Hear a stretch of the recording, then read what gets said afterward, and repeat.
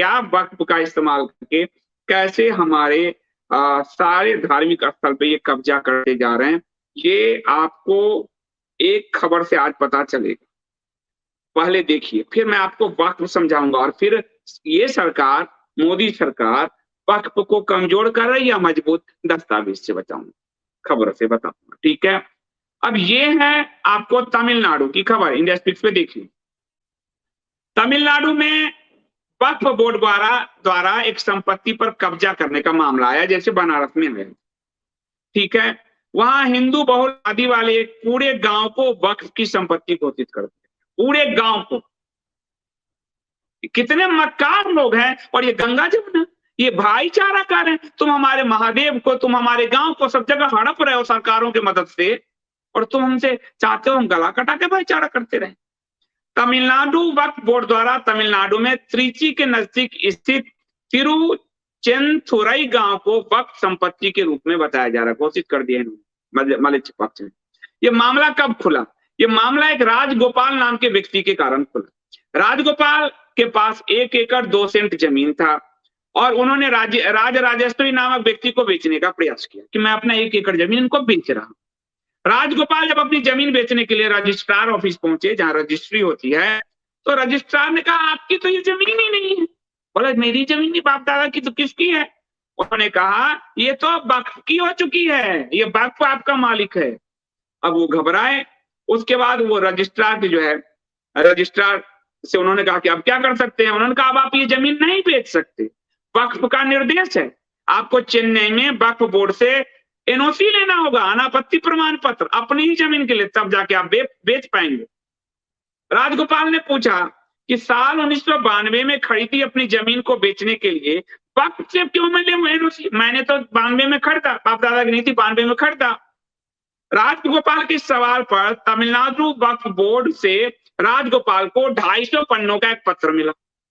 अब पत्र में रजिस्ट्रार ने कहा कि देखिए आप, तिरुचेंथुरई गांव में किसी भी भूमि की बिक्री के लिए, 1 सेंट भूमि की भी बिक्री के लिए वक्फ बोर्ड से ही एनओसी लेना होगा, क्योंकि पूरी गांव वक्फ की हो चुकी है। देख रहे हो आप, वक्फ बोर्ड ने भू अभिलेख विभाग को पत्र और दस्तावेज दिया है, भेजा है और सूचित किया ये पूरा गांव हमारा है, गांव हिंदुओं का, मंदिर हिंदुओं के, और पूरी प्रॉपर्टी हो गई वक्फ की। सुन लीजिए आप, यह भी कहा कि जो व्यक्ति गांव की जमीन के लिए रजिस्ट्रेशन कराने आते हैं उन्हें वक्फ बोर्ड से एनओसी लेना होगा। राजगोपाल ने जब गांव वालों को बताया कि रे भैया तुम्हारा सबका जमीन चला गया है, बोला हाँ तुम सबका जमीन चला गया, सारा जमीन वक्फ ने ले लिया, पूरा गांव ही खरीद लिया। गांव वाले हैरान, कर हम तो सालों से यहां रह रहे हैं। फिर उन्होंने कहा ये वक्फ हमारे मालिक होने का दावा कैसे कर सकता है? आवासीय जमीन के कागज हमारे पास, कृषि की जमीन के कागज हमारे पास। फिर ये गांव वाले कलेक्टर के पास पहुंचे और उन्होंने कहा कि इसकी जांच करवाइए, जांच करनी पड़ेगी। तो इस पूरे मामले में त्रिची जिले के भाजपा का नेता का एक बयान है, भाजपा का नेता का बयान नोट कर लीजिए, क्योंकि अभी मैं सरकार की बात भी करूंगा। त्रिची के पास चिरुदेंदुरई गांव हिंदुओं के का एक कृषि गांव है, वक्फ बोर्ड का इससे क्या संबंध, ये भाजपा ने कहा। ठीक है, हमने आप समझ लिया। वहां 1500 साल पुराना एक मंदिर है, चंद्रशेखर स्वामी मंदिर। मंदिर के पास ही 369 एकड़ की संपत्ति है। अब ये मंदिर और मंदिर की संपत्ति भी वक्फ की हो गई। अब आप सुनिए क्या इसका आधार है, कैसे इसने इसकी घोषणा की। अब आपको मैं बताऊंगा कि पहले वक्फ क्या है, कैसे वो हम पर कब्जा कर रहे हैं, और उसके बाद आज अपने काशी देख लिया, अब आपने तमिलनाडु देख लिया, यानी नॉर्थ साउथ दोनों पोल अपने भारत के देख लिया आपने, जहां वक्फ यानी एक जिहाद चल रहा है मालिच्छों का, जो आपके मंदिर से लेकर आपके पूरे गांव हड़प जा रहे हैं। अब आप इसको देखिए कि कैसे वक्फ क्या है, पहले ये वक्फ क्या है, फिर गवर्नमेंट की भूमिका आप कहोगे कि सॉल्यूशन क्या है, तो मैं आपको गवर्नमेंट की भूमिका बता दूंगा कि क्या सॉल्यूशन है। इस पूरे मामले में कुछ दिन पहले की बात है कि दिल्ली के हाई कोर्ट में वक्फ एक्ट को चुनौती दी गई थी। याचिका दायर किया गया था और कहा था कि यह संविधान का उल्लंघन है, वक्फ एक्ट 1995। और इसमें दिल्ली हाईकोर्ट ने केंद्र सरकार और सेंट्रल वक्फ काउंसिल से 4 हफ्ते में जवाब मांगा था। इस पूरे मामले में याचिकाकर्ता का कहना था कि केंद्र के पास देश के गैर मुस्लिम नागरिकों को छोड़कर वक्फ और धार्मिक संपत्तियों से जुड़े कानून बनाने का संवैधानिक अधिकार नहीं। वक्फ संपत्तियों का मैनेजमेंट धार्मिक आधार पर किया जाता है और सरकार को दूसरे धर्म को छोड़कर सिर्फ एक धर्म के लिए रेगुलेट करने की अनुमति नहीं है। यानी सरकार रेगुलेट कर रही है, वक्फ को बढ़ा रही है। तो इसमें पूरा आपको बताया गया इसमें। और ये हाईकोर्ट के जो में ये केस चला, अब इस हाईकोर्ट में जो केस चला तो सरकार ने 4 हफ्ते में जवाब मांगा था। अब जवाब सरकार ने क्या दिया है अभी तक नहीं मांगा। ये वक्फ का मतलब क्या है? मतलब है किसी भी मजहबी काम के लिए कोई भी दान वानी आदि जो मिलता है वो वक्फ की प्रॉपर्टी हो जाती है। ये दान पैसे हो, संपत्ति हो। इस्लाम में किसी इंसान का मजहब के लिए किया गया किसी भी तरह का दान वक्फ कहलाता है। तो वक्फ संपत्तियों की देखरेख के लिए 1955 में कांग्रेस के समय एक एक्ट बनाया गया था। सबकी जड़ कांग्रेस मिलेगी आपको। एक्ट बनाया गया था और इसके तहत सेंट्रल वक्फ काउंसिल का गठन किया गया था, जिसका काम सभी राज्यों के वक्फ बोर्ड की निगरानी करना। केंद्र की एक एजेंसी बनाया और सबकी निगरानी करने के लिए 1955 में। इस काउंसिल का अध्यक्ष अल्पसंख्यक मामलों के मंत्री होते हैं। वो कौन मंत्री? जैसे अभी स्मृति ईरानी, पहले कौन था? नकवी जी। कांग्रेस के समय जो भी था वो था, ठीक है। और यही काउंसिल सभी वक्फ बोर्ड की मदद करता है। 1955 में इस कानून में संशोधन किया गया। अब वक्फ बोर्ड की देखरेख इसी कानून से होती है। 2013 में इस कानून में कुछ संशोधन किए गए। 2013 में मनमोहन की सरकार। वक्फ एक्ट 1882 यानी 1882 के इंडियन ट्रस्ट एक्ट की तरह है। हालांकि ट्रस्ट को एक बड़े मकसद से सेट किया जाता है, पर वक्फ मुस्लिम मजहबी मकसद से सेट होता है और कोई भी मुस्लिम आदमी उसमें अपना दान करता है, जो भी करता है। हर राज्य के अलग अलग वक्फ बोर्ड है। इस समय 32 राज्यों में वक्फ बोर्ड है, ठीक है। वक्फ बोर्ड को कोर्ट समन भी जारी करती है, वक्फ बोर्ड में अध्यक्ष भी होता है। ये सब किसी भी संपत्ति पर मनमाने ढंग से वक्फ जाके कब्जा कर सकता है। अगर मान लिया जाता है कि वक्फ बोर्ड किसी भी संपत्ति पर कब्जा कर सकता है, क्योंकि अभी इस केस में भी दिखा आपको बनारस में कि ये हमारी संपत्ति है और ये 1955 की धारा 40 के मुताबिक अगर वक्फ को ऐसा कारण लगता है कि संपत्ति वक्फ की है तो बोर्ड उन्हें नोटिस भेज सकता है, ठीक है।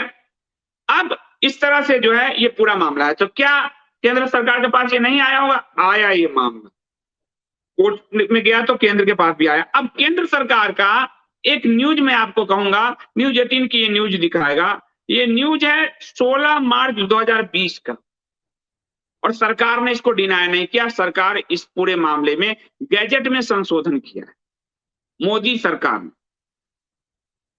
देश भर की वक्फ की प्रॉपर्टी के लिए मोदी सरकार ने एक बड़ा फैसला लिया और गैजेट में संशोधन किया। अब फिर से एक बार मैं रिपीट करता हूं कि मेरी कई बात लोगों को लगती है आप रिपीट करते हो, लेकिन मेरे पाठक दर्शक के लिए रिपीट करता हूं। जो काशी का मुद्दा आपने देखा वो भी वक्फ के जरिए विश्वनाथ मंदिर को हड़प रहे थे। और जो अभी तमिलनाडु का हम देखा, पूरा गांव, मंदिर और मंदिर की 369 एकड़ जमीन भी वक्फ के जरिए हड़प लिया, ठीक है। वक्फ क्या है? 1955 का एक्ट है जिसमें मुस्लिम पक्ष अपने जमीन संपत्ति दान करके और इस आधार पर वक्फ घोषित करता है कि हमको कभी ये दान मिला था, अभी मेरी प्रॉपर्टी, उसको कोई चैलेंज नहीं कर सकता। इस पे हाईकोर्ट में याचिका गया दिल्ली हाईकोर्ट में और वो केंद्र से, राज्यों से पूछा उसने। अभी उसकी क्या स्टेटस है अभी तक नहीं पता। लेकिन इधर मोदी सरकार ने 2020 में एक बड़ा फैसला वक्फ पर लिया था। अब ये फैसला पक्ष में है या विपक्ष में, आप तय कीजिए। देश भर में सरकार की जो सर्वे हुई, उस सर्वे में लगा 6 लाख से ज्यादा प्रॉपर्टी है। 6 लाख आपके मंदिर से सरकार धन लेती है। चर्च और वक्फ को प्रॉपर्टी देखिए कितना है, 6 लाख से ज्यादा वक्फ की प्रॉपर्टी है। और ये सब का केंद्रीय एजेंसी है अल्पसंख्यक मंत्रालय, जो अभी स्मृति जी हैं, पहले नकवी जी थे। इस पूरी प्रॉपर्टी में हर साल 300 करोड़ से ज्यादा की इनकम होती है। ये ऑफिशियल आंकड़ा है अल्पसंख्यक मंत्रालय का कि ये जो 6 लाख से ज्यादा प्रॉपर्टी है, इससे मुस्लिम पक्ष को 300 करोड़ से ज्यादा की इनकम है हर साल। तो वो मजबूत नहीं होंगे तो आप क्या होंगे? आपके मंदिर से धन निकाला जाता है, अभी कोर्ट ने कहा कि ठीक है जी, बस स्टैंड और इन सब के लिए अगर आपके मंदिर से धन ले ही रहे हैं तो क्या है, तो आपके मंदिर से धन लिया जाता है। और वक्फ को 300 करोड़ की इनकम मुस्लिम पक्ष को केवल वक्फ की प्रॉपर्टी से हो रही है हर साल इनकम, तो वो तो लड़ेंगे आपसे। अब आप देखिए, दूसरी तरफ वक्फ की ऐसी बहुत सारी प्रॉपर्टी है जो उनके रिकॉर्ड में नहीं है, जो वो कहते हैं कि अतिक्रमण हो गया मेरा, 6 लाख तो रिकॉर्ड में है और बाकी का कार्य अतिक्रमण हो गया, जो हमारे रिकॉर्ड में नहीं है, लेकिन मेरी ही प्रॉपर्टी, कोई भी प्रॉपर्टी पे उंगली रख देंगे, कहेंगे वक्फ की है मेरी। अब प्रधानमंत्री मोदी ने इसको देखते हुए प्रॉपर्टी को अतिक्रमण मुक्त कराने के लिए, यानी वक्फ जहां जहां कार्य की यहाँ पे उंगली रखा है मेरी, ये मेरी, लेकिन वो कह रहा है कि ये तो अतिक्रमण कर लिया हिंदुओं ने, तो मोदी सरकार ने निर्णय लिया है कि वो सारे अतिक्रमण हम हटवाएंगे। सुनिए, और इससे होने वाली इनकम को और बढ़ाएंगे। ये 300 करोड़ जो इनके समाज को जा रहा है, अब ये 600 करोड़ जाए। और ये कोई एनडीटीवी की खबर नहीं है, रिलायंस के न्यूज 18 की खबर है, ठीक है। और गैजेट में संशोधन हुआ है, ये भी हुआ, ये खबर है, अगर नहीं होती तो सरकार अभी तक इनको नोटिस भेज चुकी हो। तो अब इस पूरे मामले में पीएम मोदी के इस कदम से वक्फ की इनकम 2 से 3 गुना, यानी 300 करोड़ से 600 करोड़ हो जाएगी। अब ये खबर क्या है, अल्पसंख्यक मंत्रालय जब नकवी जी थे, उन्होंने एक पहल की और वक्फ बोर्ड को के लिए कि वक्फ बोर्ड को और पैसा कैसे पहुंचे। मंत्रालय के स्तर पर बने Waqf asset management system of India portal, ये आप सर्च करिए, Waqf asset management system of India portal पर सभी राज्यों की वक्फ की प्रॉपर्टी पंजीकृत है। इसमें 6 लाख से ज्यादा प्रॉपर्टी पंजीकृत है, ठीक है। बहुत सारी प्रॉपर्टी अभी है जो इस पोर्टल पे पंजीकृत नहीं है, जो कहते ही मेरा है, लेकिन उसमें कोई, जैसे गांव, जैसे बनास का मंदिर आपने देखा ज्ञान बात, तो गैजेट में संशोधन किया अल्पसंख्यक मंत्रालय यानी मोदी सरकार ने। गैजेट में संशोधन करते हुए अल्पसंख्यक, मोदी सरकार के अल्पसंख्यक मंत्रालय ने तय किया कि अब बाजार रेट के मुकाबले सिर्फ 1% रेट से वक्फ प्रॉपर्टी पट्टे पर दी जाएगी। ये अकॉर्डिंग टू न्यूज 18 की खबर के मुताबिक, मेरे मुताबिक नहीं, क्योंकि ये खबर आई है वहीं पे। तो 1% के रेट से वक्फ की प्रॉपर्टी अब पट्टे पर किसी को दिया, यह पट्टा 10 साल से 30 साल तक का हो सकता है। पट्टा लेने के लिए बोली लगाएगा और इससे पहले की तरह वक्फ बोर्ड या फिर वक्फ प्रॉपर्टी की निगरानी करने वाले लोगों की मनमानी नहीं चलेगी और इससे इनकम बढ़ेगा। केंद्रीय अल्पसंख्यक मंत्रालय की योजना के अनुसार राज्य वक्फ बोर्ड हर तरह की गतिविधि के लिए वक्फ प्रॉपर्टी को पट्टे पर दे सकेंगे। हालांकि इसमें पहली वरीयता अब भी अस्पताल, स्कूल, कॉलेज, मदरसे को, यानी अस्पताल, स्कूल, कॉलेज, मदरसा खोलने के लिए वो अपनी प्रॉपर्टी देंगे तो वहां से किराया लेंगे। बाकी उसके बाद वो कमर्शियल भी दे सकते हैं, मॉल बनाने के लिए प्रॉपर्टी होगी वो वक्फ की, लेकिन उससे जो किराया आएगा, मॉल बना लो, स्कूल बना लो, वो वक्फ की प्रॉपर्टी पर मतलब इनकम हो जाएगी। इसका जो भी किराया होगा वो किसी भी हाल में इस इलाके के बाजार रेट का कम से कम 1% होगा। इस तरह से कमर्शियल यूज के लिए जो वक्फ प्रॉपर्टी दी जाएगी वो कम से कम 2.5% के रेट से दी जाएगी। वहीं 2 बोली लगने के बाद भी प्रॉपर्टी 2.5% रेट नहीं मिलता तो बोर्ड इस रेट को कम भी कर सकता है, लेकिन किसी भी हालत में 1.5% नहीं हो। उत्तर प्रदेश में ही करीब 1.5 लाख वक्फ की प्रॉपर्टी है जिसमें ये ज्ञानवापी दावा कर रहे हैं, 1.5 लाख। देश भर में सबसे ज्यादा वक्फ प्रॉपर्टी यूपी में। यूपी में शिया सुन्नी वक्फ को मिलाकर करीब 1.5 लाख प्रॉपर्टी है, संपत्ति यानी जमीन। इसमें से 1.42 लाख वक्फ प्रॉपर्टी तो सिर्फ सुन्नी वक्फ बोर्ड के पास है।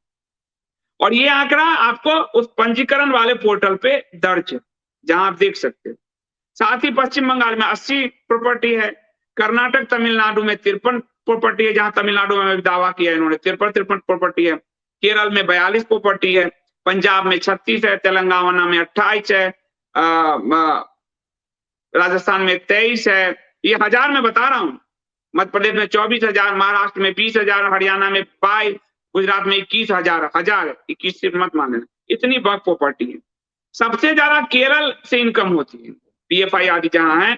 अल्पसंख्यक मंत्रालय के अनुसार कि केरल हर साल वक्फ प्रॉपर्टी में सबसे ज्यादा 9 से 10 करोड़ रुपए कमा रहा है, और वहीं कर्नाटक से 5 से 6 करोड़ रुपए आता है। सबसे ज्यादा वक्फ प्रॉपर्टी वाला यूपी 3 करोड़ कमा कर देता है। इस तरह सालाना 300 करोड़ वो कमा रहे हैं। लेकिन गैजेट में संशोधन मोदी सरकार ने किया। अकॉर्डिंग टू न्यूज 18 हिंदी के मुताबिक मार्च 16 2020 की इस न्यूज के हिसाब से सरकार ने इसका खंडन नहीं किया है। गैजेट में चेंज करके इसको और कमर्शलाइज, ताकि 300 करोड़ की जो प्रॉपर्टी है इनकम हो रही है सालाना, अब वो 600 करोड़ की हो जाए। तो वक्फ को लेकर सरकार भी वक्फ को मजबूत बना पाई। एक, वक्फ कभी भी किसी भी संपत्ति पे दावा कर सकता है जिसको चुनौती नहीं दी जा सकती। दो, लेकिन अब चुनौती ये जो आपने बनारस के केस देखे, जहां ये फर्जीवाड़ा साबित इनका हुआ है, केस चलेगा, उसके बाद से इनके कुछ नट बोल्ट ढीले होंगे। ठीक है। और जो हाईकोर्ट ने याचिका भेजी केंद्र को, राज्यों को, उसका क्या जवाब है ये मेरे को अभी तक नहीं पता। मेरे को मालूम हो जाएगा तो मैं आपको बताऊंगा। उस जवाब पे बहुत कुछ निर्भर करता है। तो ये लब्बो लुआब है बनारस टू तमिलनाडु कि वक्फ कैसे हिंदुओं का गला घोट रही है, स्ट्रांग हो रही है। सालाना 300 करोड़ तो उसको इस संपत्ति से आ रही है, और जब चाहे जिस संपत्ति को वक्फ की घोषित कर देती है, चाहे वो काशी का विश्वनाथ मंदिर हो या वो बनारस तमिलनाडु का मंदिर। ठीक है। तो ये थी आज की पूरी विवेचना।